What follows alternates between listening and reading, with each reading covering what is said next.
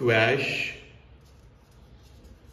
Petition అంటే for suppose 2015లో ఒక person మీద రౌడీ షీట్ ఓపెన్ చేశారనుకోండి. ఓవర్ ది లేన్ 10 years 2025లో ఈయన మీద ఏమీ యాక్టివిటీస్లో పాల్గొకుండా అండ్ పోలీస్ దృష్ట్యా ఇతని మీద ఏం ఎలిగేషన్స్ అండ్ కేసెస్ ఫైల్ అవ్వకుండా ఉంటే ఎగ్జాక్ట్లీ 10 years అని నేను చెప్పట్లేదు. ఓవర్ ది లేన్ తర్వాత we can file the quash petition.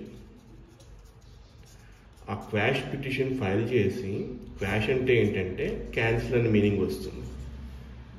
Under section BNSS 528 A person మీద క్వాష్ పిటిషన్ ఫైల్ చేసి హైకోర్టులో మాత్రమే చేస్తారు. ఇది క్వాష్ పిటిషన్ అనేది ఫైల్ చేసిన తర్వాత మనకి అతని ఏ మీద ఉన్న రౌడీ షీట్ని క్వాష్ చేయమని చెప్పి, అంటే క్యాన్సిల్ చేయమని చెప్పి పిటిషన్ ఫైల్ చేయొచ్చు.